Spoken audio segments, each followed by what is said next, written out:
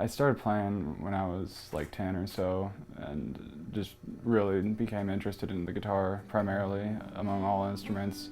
Out of high school, I didn't really have a plan. I didn't really feel like going to a four-year college. I didn't know what I was going to do, and kind of poor.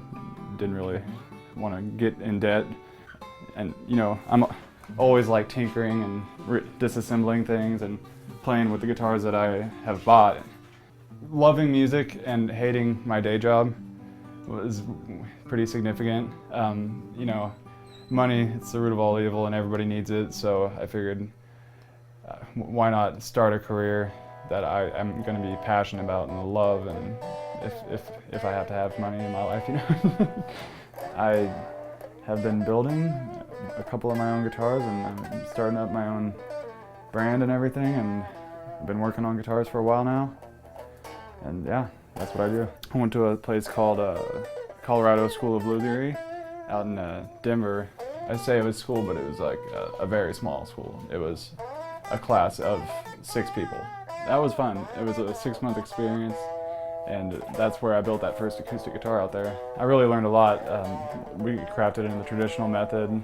I try to do as much by hand as possible and not use power tools except for the stuff where it's just obviously so much easier and more of a convenience. I just love the woodworking aspect of it all. It's really enjoyable to me. I've always loved building things with my hands since I was younger, and music, and it kind of blends the passion together. I love to just see a piece of mahogany and see what it can be. It makes me feel good inside. It's opened up something. I don't look at guitars the same anymore ever since I started building them.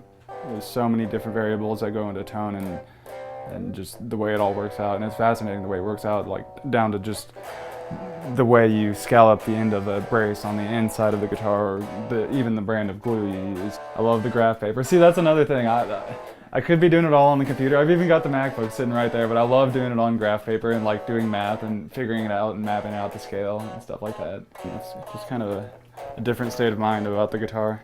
I find myself looking at other guitars like I would love a Gretsch someday, but like I can't justify buying another guitar because I build them now.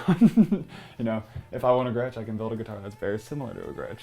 It's really wonderful to make music on a guitar that you've created. I love it, and especially after it breaks in, it takes a good month or so of playing to get for the wood to vibrate and open up to the frequency response that it needs to be at. But I want to get at least 10 or 15 guitars under my belt, really make sure they're up to par with what I want to be happy with them. I don't want something that I'm unhappy with in a customer's hands. Someday, hopefully I can sustain myself off just building these and selling them to people.